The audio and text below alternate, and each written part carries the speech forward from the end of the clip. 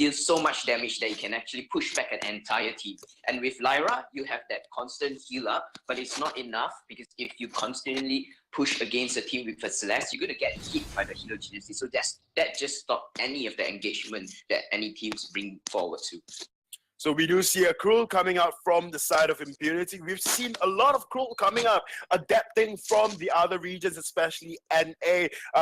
First time we saw Cruel in the competitive scene was from, if I'm not wrong, Von C. From TSM. So we do see a Cruel, and then Southeast Asia is adapting to that matter as well. So we do see a Cruel being picked up, and of course in response to that, a high poke game coming out from the side of Infamous with that scarf. I'm not surprised if they do go for their laner, and that would be Idris, because Idris just does so well in lane. If not, then even Ringo might see an appearance in this game. Just to recap back, that the blue side is Impunity, red side is Team Famous. So oh, really? Yeah. So we are actually seeing that to my surprise, I was actually thinking that Team A, which is a blue team, is actually Team Impunity, because that looks like more of a Team Impunity composition compared to the red side. But we will see that this is the amount of flexibility that the team brings in. They can actually play any heroes, they can bring out any strategies, and I really like the pick from Team Impunity. Actually, it looks certainly more solid compared to Team Infamous, because Team Infamous will be struggling with the Ringo if he can actually come near to Impunity's draft and actually lay down some damage. And Cruel chasing into a scarf sometimes is not that good of an idea because of that goop available on the scarf's utility. And it's just a pain for Cruel to actually lock down a Vox, because Vox is so good at actually zoning out and kiting any heroes that actually is going to chase him down and pin him down. Right. Just a correction there. I think on the blue side is Infamous, and of course on the red side is Impunity. Oh. Okay. I'm not sure. I need some clearance, or rather, I need to be invited into lobby to just be clear about that. But because from the coin toss itself, Infamous is going up after Impunity. If we do see, we are invited in the draft at this point in time. We do see Impunity going up against Infamous. So that was my bad. You were right. I'm sorry. So we do see Infamous bring out the Cruel again, like they did yesterday.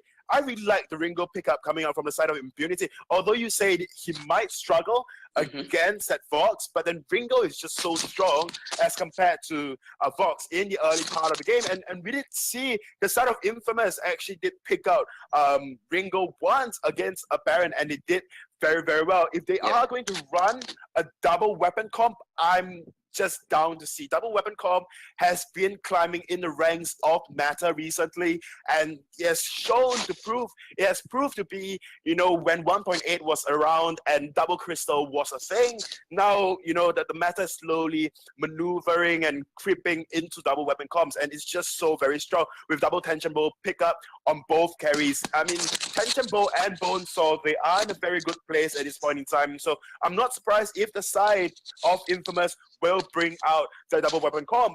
Of course, not discounting the comp coming out from the side of Impunity as well. Impunity, they've got a rather balanced meta comp as well. They have the range. I do agree. They have double range heroes. They have the Scarf that can provide the zoning with the Spitfire. And of course, the consistent damage over time, the dot damage coming out from a Litter's goop as well. And of course, Vox, the AoE damage from the bouncers of the Resonance is a thing as well. And of course, we cannot discount the fact that Grace is so strong in the early game. One thing about Grace going up against Lara is that Lara's heal in the early game is just so much stronger as compared to Grace's. If Grace has got her out at level 1. And of course, the sustain, the sustain brought out by Lyra in the early game is just so much better as compared to that Grace. And Bright Bulwark do stop any benediction from coming through from Grace, and you would just see a Grace banging onto the walls of Bright Bulwark anyways. Yeah, but putting on to these both teams, I don't think any of the team will show overwhelming control because both teams are quite balanced. But the fact is that Grace have a higher advantage on the late game, and Scarf definitely scales up a lot much stronger in the late game. So I'm really liking the draft from Impunity. And the other fact that also, if I'm informed right that Infamous is actually swapping up Quincy with Uni this time, and Uni will be playing for tonight's match, and we will see that whether or not Uni can actually just play as well as Quincy yesterday. So it comes down to team execution as well. But looking at the draft itself, from the basic right now, from the hero's point of view, I really see that Infamous have to put up the best game of their night, because it really takes a lot to actually engage on to Impunity. Definitely, but we did see a impressive and outstanding performance coming out from the side of Infamous yesterday on their crew. But then casting alongside with me this match, and of course talking about this game between Impunity and Infamous, I have the most amazing I Request a Duo. How are you doing?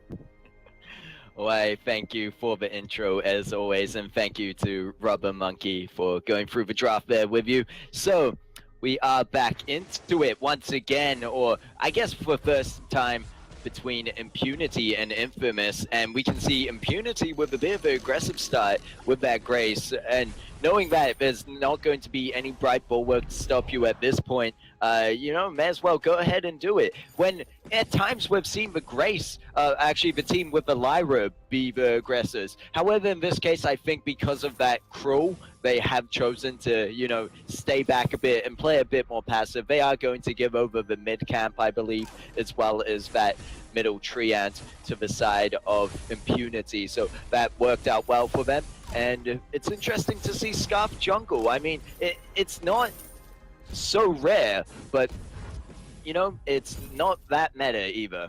Well, I mean, Scarf being in jungle has been rising in the ranks as well, as well as Celeste putting Celeste in the jungle, because honestly, for both the majors, and a lot of times you want your main weapon carry to farm up as much as possible, and then of course you want your jungle, your crystal in the jungle to farm up in terms of levels. So, and one more thing, even if they do put that Scarf in jungle, Scarf does well against crew, especially if crew do not have the items just yet. So that is one thing that's going for the side of Impunity with that Scarf placed in jungle. I mean, we do see the clear speed of Blue City. That was kind of tongue twister for me. Blue City on that Scarf with the Goop and Spitfire. So I don't think it is not rare to see like a Scarf in jungle, but then of course it is definitely kind of meta as well. We do see Ringo Uni going back to just purchase the heavy steel to just go up against Vox, Def Q on Vox. One problem with Vox in the early game is that generally you want to build your poison shift first, and that would help you sustain against Uni, especially the burst coming up from Ringo in the early games. And whether or not Uni can make full use of the early game coming up from Ringo is another thing. Uni is probably going to opt for that Sorrow Blade into a Tension Bow. If not, then Sorrow Blade into a Tornado Trigger just to increase the speed. If not, even Poison Shift. I've seen some Ringo picking up Poison Shift. I guess it's a decent item coming out for Ringo just to stop the amount of healing as well. And of course, to back up Spaghetti's Poison Shift when he does build in for the second item after Tension Bow. Well, it looks like we will be seeing a double weapon power comp coming out of the side of Infamous. Unless there's just a bit of having the weapon blade there on Spaghetti to help clear the farm. We'll see right now as they back whether they're going to pick up any crystal, but no, they're going to go for it. They're going to go for this double weapon comp, and that makes it clear that we probably will see Bonesaw coming out this match, at least on Cruel, I'd say. Yeah, definitely. I mean, Bonesaw on crew is such a valuable pickup, especially if not then Ringo as well, because of how Ringo can just stand there like a turret and just shred all of their armor. Whereas as for Cruel, you can just reduce the damage, the incoming damage as well. I mean, Spaghetti is opting for the Poison Shift as first item just to negate any possible heals when a Grace hits that level 6 and with the Holy Divine Intervention. So I guess it's a good pickup for the side of Spaghetti. I would naturally opt for that tension bow just for the extra burst. But saying that Cruel isn't exactly allowed the free reign in the early game, I don't think it will be possible as well. I mean, we do see all the entire side of Infamous just up in lane. They are preparing for a gank, but then they decided against it, and they are just going to back off. It looks like they are going to play a bit more passive here, at least sticking together as a team. And that is probably the safer route. It's going to be Ringo going for the Sorrow Blade and an early weapon infusion. He hasn't popped it just yet, but he is going to as they try to go for the engage. Massive damage going down onto DefQ. Spaghetti trying to chase up, but he's going to get knocked up by the Holy Nova. It's going to be Quarterboard turning their attention to Uni, however, because he knows the rest of his team can easily take out that Cruel. However, there's a lot of damage coming back in return from that Ringo, and DefQ going to turn that one around for the team. And Blue City, I guess, wasn't a target of anything there, and just did what Scarf does, sim the backline and shoot fire in. Well, yeah, I mean, the only problem coming up from the side of Infamous in the early game is really just the Cruel, because without that, constant gank in lane, then you allow DefQ on that Vox to just farm up and just be a nuisance that he is in the later part of the game. But then there is one thing, of course, going for the side of Infamous is that Vox would generally just stick to triple weapon pickups, and they are very cheap as well. So his power spike will reach faster than of Uni when Uni has to go for that the Sorrow Blade and potential Tension Bow, Double Tyrant's Monaco, or even just Sorrow Blade into Tornado Trigger.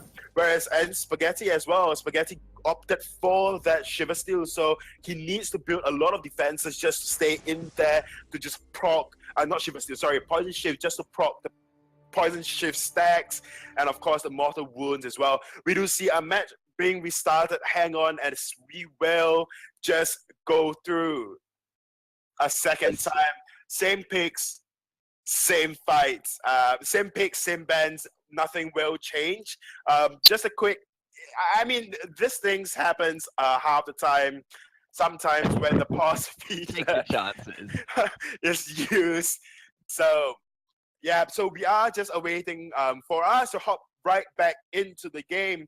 Hopefully they will learn from their troubles right now and whatever that Impunity did at this point in time in the previous game, or rather before the match restarted, and then kind of learn that they need a constant lane pressure onto the side of Impunity and not rotate down in threes. Granted, Scarf is really a scary pickup going up against a Cruel, but even then, they cannot afford to just be laid back and just be in the back lines, because Scarf's siege potential is just too much. And you could really see, what would you say that the side of Infamous had to do there to kind of push through? Because they need to not be so passive, but how do they go about that? Well, I mean, honestly, what Infamous can really do is just, we did see Tessa Boy on that Lyra, and Tessa Boy plays a really aggressive Lyra. I personally think the side of Infamous can do that as well. They can be aggressive against Quartervore on this Grace, but whether or not they are afraid and whether or not they are comfortable on this Cruel is another matter all in all, because honestly, you need to be really comfortable with the Cruel. You must go up against Scarf in the early game. Granted, the Scarf only has got a Spitfire, you might burn, but you can reduce damage just based on your stack. So if you are going to go for that Poison Shift in the early game, what you're lacking is a burst coming out from Tension Bow if you do pick it up as the game goes by, right? So if you opt for the Poison Shift in the early game, then you lack the burst that Tension Bow can provide. That way you can't quite burst anybody from the side of Impunity down. What you can do is just have a lot of sustain, whether or not that is your option to go for. But then with sustain, you need a lot of defense as well. But then that would take time to build up. So I personally do not think that Spaghetti should opt for that Poison Shift in the early game. They should just go for a Swifty into a Tension Bow. That way you can go up to ganks, gank lane very, very often. So, honestly, Impunity, they have a much stronger team comp in the early game. And in fact, they scale very well into the late game. Problem with a Vox being picked up is that you only have 3 damage items, and that would be Poison Shift into Tension Bow into Breaking Point. All of these 3 items, it's really, really cheap. right? And then you'll start building defenses and of course your boots. Once it reaches when you're full build, and of course Uni will have more damage than you because a Ringo would not want to build that way. A Ringo want raw red. They want, say they want Sorrow Blade, they want a Tension Bow. Heck, they even would go for that, Tornado Trigger and Double Tyrant's Monaco if a need calls for it. So, in the late game, Death Q is going to lose out in damage and a lot of potential damage. And that is when Infamous team comes shine, because you have Spaghetti in the front line just soaking out and just being a distraction. And then, of course, you have Uni doing in the back lines, just putting out a lot of damage. Agree with you there, and it looks like Infamous are trying to change, but it might be a bit of a mistake as they get caught out. Impunity were able to do the same rotation they had done before, but in this case, Infamous deciding to try go for those sneaky backs. However, I think they were spotted moving down there. You can see Cruel able to pick up a mid in return, so it's not all lost, but definitely Ringo isn't going to be able to get any kind of farm advantage over Scarf by going, I should say over Vox, my mistake, by going into those backs and not successfully being able to steal. So you can see there is different thinking coming out from the side of Infamous so far, but Impunity, they're just playing it the way they did before, because that worked out, and if they managed to go there, we did see the lead start to go in Impunity's favor before the game was reset. Yeah, but just looking at this, Infamous do, or rather Uni on this Ringo do actually have a CS on top of Death Q. And in fact, it is 10 CS on top of Death Q. Although, because Death Q started out in lane late, and then no farm was given to Death Q when he was jungling alongside Blue City. So it takes a toll on Death Q anyways, and we do see the harassment coming out from Uni in the early part of the game as a Ringo, which was supposed to be done before the game resetted, just so you can ease Cruel coming into lane to gang. Death Q is taken down really, really low. Uni is following up with damages, but they are just going to be sad. And they're not going to quite get the kill over onto Death Q there, but good try from Infamous, and this is a nice change of pace, seeing a bit more aggression coming out from their side. And you're right, Uni does have that advantage over Death Q, who's only a free farm at the moment. And I thought that maybe it would have hurt the side of Infamous more by going into those backs and dying, but because none of that farm that when they invaded the enemy jungle and cleared through their own was given over to Death Q, it really has put Death Q in a bit of a spot for now, at least. And I think the ideology behind that is they want to get this Scarf up and running. They really, and it's why you put Scarf in the jungle and why you put these mage heroes in the jungle in the first place, which have, I guess, from traditional roots being those kind of lane heroes like Scarf and Celeste. But by putting them in the jungle, you're able to level them up a bit quicker, and they're able to reach those power spikes quicker. So, of course, they're wanting to give the farm over to that jungler. However, I do worry for Death Q if he gets too far behind this Ringo, because then it will be a problem keeping up with the items that Ringo is putting out. We now see Ringo at 30 farm and Death Q sitting back at 18. But that could change as long as they get some good team fights going off and good ganks up in lane, helping out Death Q with this disadvantage. Yep, we do see Spaghetti is rotating up to lane a little more often now.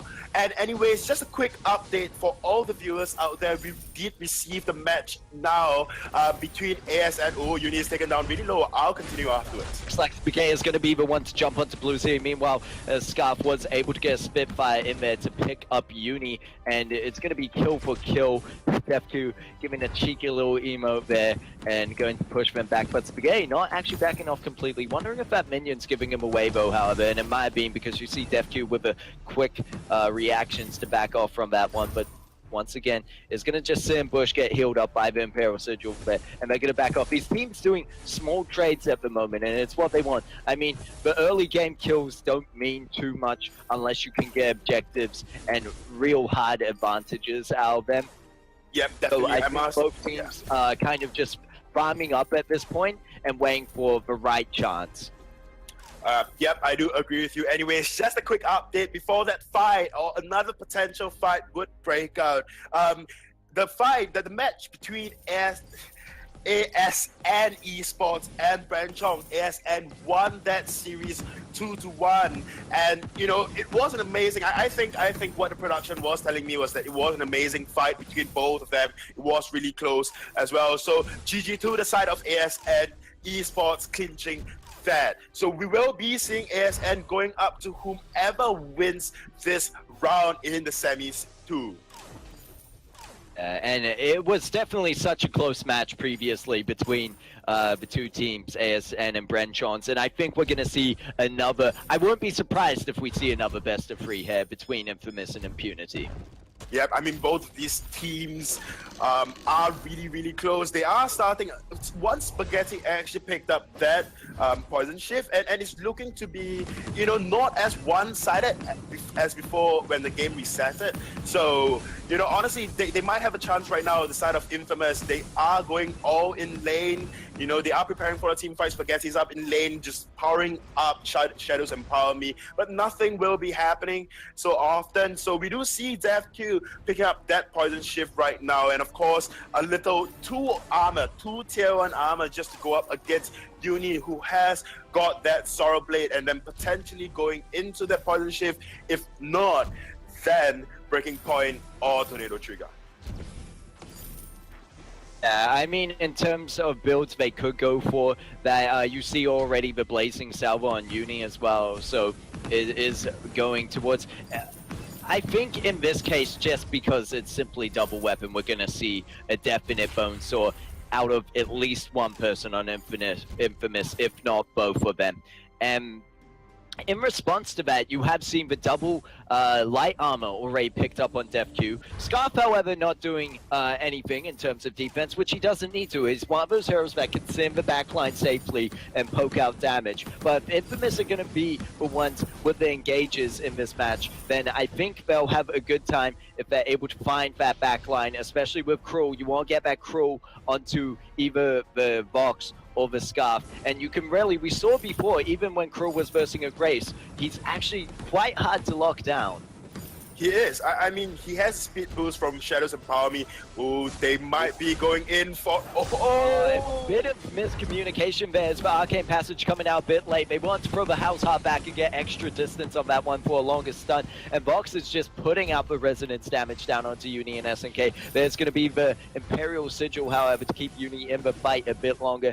SNK is still a bit low, though. Needs to be careful to not get hit by any of those Spitfires coming out. Meanwhile, Spaghetti does. Cordoba going to jump in there on Grace and pick up a kill, and things are starting to get moving. Here's Impunity putting a lot of pressure on the side of Infamous and pushing into this turret. And this is looking a bit more like what we saw previously. I am glad to see, however, that Infamous have made some changes to kind of make it a bit more even up until this point.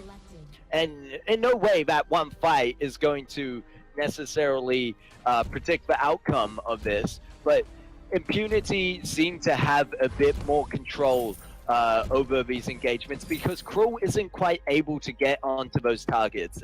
And we saw it before. There was that one chance where he threw out the House Heart. They were ready to go in with the portal, but it's just a bit mistiming. If they had landed that correctly, I think the fight could have definitely gone in Infamous's favor there.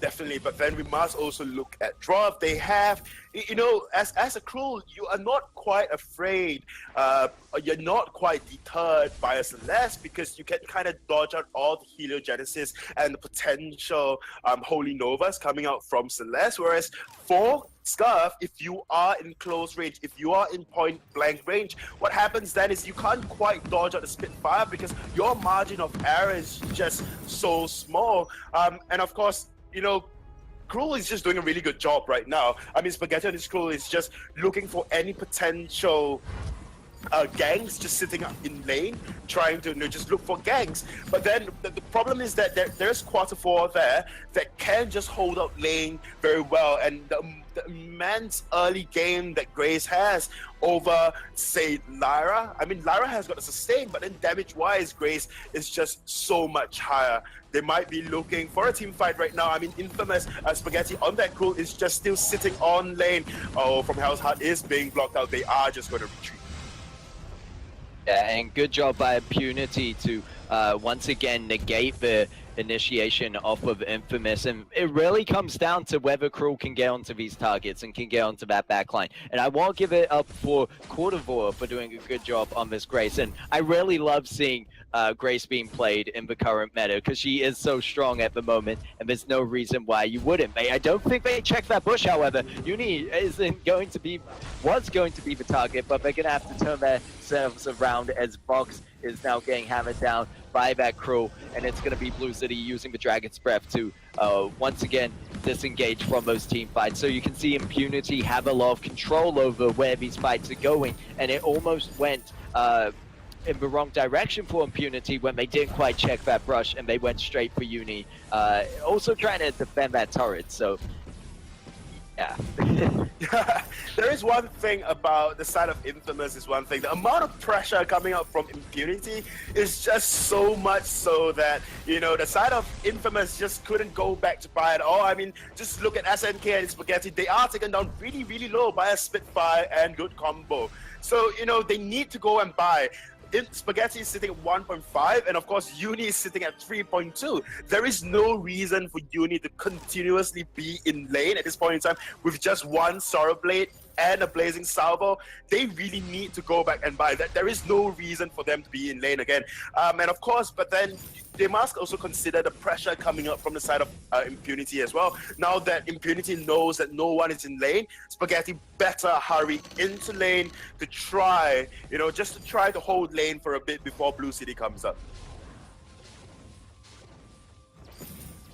Yeah, and right now it's a bit of there really hasn't been too much action between both these teams. They have been going into fights, but there's been no real kill confirmation so far. At least for Impunity, they have 3 kills to their side and 1 on the side of Infamous. But most of these fights end up just being a bit of poke and then a bit of disengage because these teams are so close. And we see Uni now going in with the Hellfire Brew, but there's no follow-up just yet. There's from House Heart, and they jump on Depq and burst him down instantly. There's going to be Grace with the Holy Nova to knock them up and stop the engage anymore. However, Infamous now have the man advantage here, and they should be able to push onto this turret as you see Uni quickly cleaning up those minions. And they're not even going to have Cruel's help for this one. Cruel is just going to turn his attention to the gold mine at the moment, and Ringo going to try kite his way around it, but that might be the wrong decision because Ringo gets caught out in the goop, in the Spitfire, and gets ignited. Spaghetti, will he be able to take this one, or is it going to get stolen by SNK?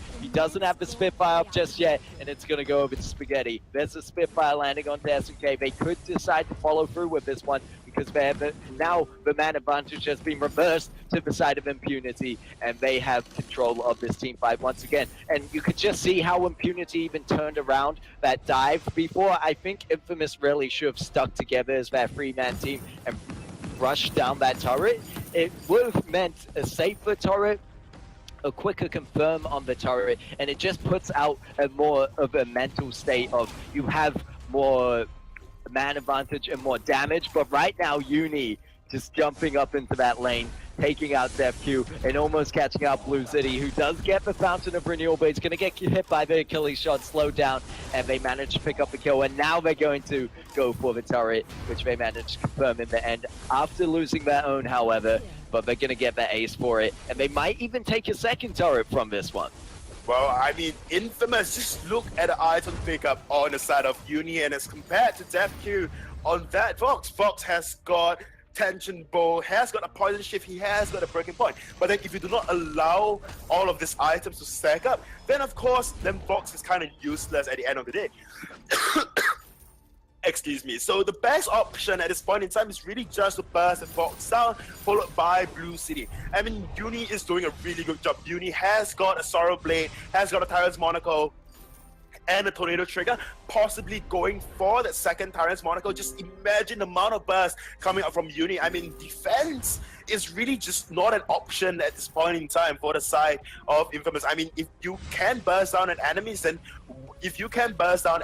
what for defense? I mean, they are playing the distraction technique, they are playing the distraction comp right now, with Spaghetti just being the front lines, and of course SNK just keeping Spaghetti really healthy, and Uni just put out as much damage as he can in, from the backlines as well. And also Cruel, I mean, we cannot deny that Cruel has got no damage at all.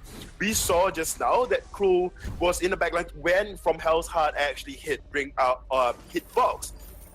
Death Kill on his Fox, and it wasn't blocked out at all, and Cruel was just able to immediately burst him down with that tension, but with that poison ship of the proc of the mortal wound, and of course the slam down when he proc his stacks as well, of the weakness stacks at least. So honestly, it looks like a rather even game for both sides at this point in time. They have the damage coming out from the side of Infamous, and of course the side of Impunity, they are just counting on Blue City to put out as much poke damage as possible just to deter the side of Infamous to just go in for the engage. Oh, they are now going to sneak a Kraken with all 3 members of Impunity back at base.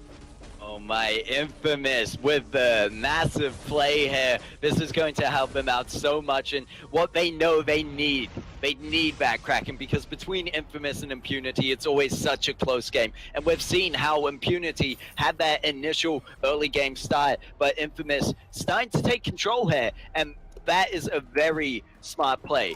And you see a lot of teams being a bit too passive when it comes around to Kraken, and they have the chance to take it, but I think it comes down to the experience on Infamous, knowing they had the damage there, and they were able to just have the confidence as well to go for a play like that. It is definitely, I mean, it is down to macro plays. When both teams are of equal stage and equal footing, it's really just down to how well you can macro play, how well you can micro. I mean, there is no micros in the terms of this because both teams are rather equal, but it's just down to macro play and who can secure objectives and who is better at securing objectives. Well, we see a fight break out as Holy Nova knocks up the Cruel, and Lyra and DefQ just doing his best to kite backwards and get those breaking point stacks up, sitting on 11, able to put out massive damage now. Even though Ringo has massive, you don't have as much after that box has built up, and they manage to secure out the ace. Scarf picking up the final kill onto Lyra. They do lose another turret, however, so Infamous, maybe at this point, that kind of push works out. Obviously, they would look to finish the game, especially when you're going a double weapon power comp, because you always have to worry about the fact when it gets to late game, the enemy only had to build one type of defense. So for Infamous, they're going to look to want to finish this game out soon because their effectiveness will start to wear off. But I think by getting those 2 turrets there, and those 2 crucial turrets, really, they got the anchor and they got one of the base turrets. However, they need to be careful as Cruel going in a bit deep. I wouldn't say deep, Impunity just being deep in the enemy jungle right now, however. I mean, he's probably shocked to see them there already, but you see the confidence both these teams play with, and that's why it's just such a close match between the 2 of them. There's going to be the bright ball work going down, and the Hellfire Brew landing onto DefQ this time. And we're going to have to back out this one slightly. Infamous are going to have a bit of sustain there with the Lyra. And you see Spaghetti actually up in the middle of this push, not behind with his team. And there's some good positioning with Cruel. You want to come from unexpected angles because you need to get on that back line and secure those kills. So Infamous maybe going for a base rush when you see Ringo so far up in the... up in the lane, and there's going to be Spaghetti landing the stun onto Vox. Meanwhile, it's going to be Scarf and Ringo in the base. Let's see who wins it out. Uni going right onto that turret. He has the damage, but there's the shield, there's the Dragon's Breath. He's going to get caught in the goop. He's going to get taken down. Now let's swap back to the fight of the Lyra and the Cruel, the Vox and the Grace, and we now see Grace. Kenny, Grace was so close to stopping that Cruel from the back, and Lyra obviously going to fall to DefQ and Blue City there. And just this is the confidence we were talking about between the 2 teams to go for a play like that. You can see Blue City, I don't even know if they have vision or if they caught them out through the minions walking by. It could have just been pure instinct of knowing that would happen. But these 2 teams really understand how they need to be playing right now, and you can tell Infamous are desperately looking for a way to close it out, but that might have just been turned on them when Impunity took that Kraken there, because it is going to be tough to defend their base at this moment. They could still go for the backdoor strat even, and that might be what they're looking for. You see Uni and Spaghetti moving along this top side of the lane. There's the flares. Good job by Quarterboard to get them out there, having a fair few on them. They don't have anything in terms of scout traps in their own jungle, so Spaghetti could just walk around through, which he's going to do with that passive speed boost with the Shadows Empower Me as well. Uni and SNK are like, hey, we're here, it's just the normal day. And you see, oh, Blue City, considering taking a guest back, he is getting that teleport ready for the second he sees Cruel, because he knows that the crystal on their side is open. He is going to go for that back. However, there's going to be one turret lost, but this could work out so strongly for Infamous here. They just stopped them from that initial Kraken push by the fear of having Spaghetti not around. Spaghetti didn't even have to go into their base and do anything. He was just not there, and they weren't able to confidently push onto that one. This is almost a mind game between these two teams. But Spaghetti is still trying. There is no doubt about that. He is just swimming, in the top lane brushes. They are looking for, and probably Vainglory. We do see Scarf going back and trying to TP as fast as possible. Grace is as well. DevQ just ran back to base just to help secure and of course protect their Vein Crystal. Oh no! SNK, we might see a repeat of yesterday. They don't even know it's SNK. SNK goes in with the arcade passage. They're going to be followed through by Impunity, but the help from Outside shuts down Blue City and gets the stun off. They're able to finish off the crystal with ease with the damage they had. It was 21 minutes in. They knew they couldn't take a direct fight, and they went for the play. They went for what you called the brain corner yesterday, but Impunity this time, Infamous this time, going over in a similar fashion with the Lyra using the arcane passage, and I can't believe she didn't get caught out. Those are crucial parts you need to put down where the scout traps. You really need them behind the gold mine along your base wall when you've got your Vein Crystal open like that. But what a way to end that first round. Yeah, that was an amazing game. I mean, it was amazing plays coming out from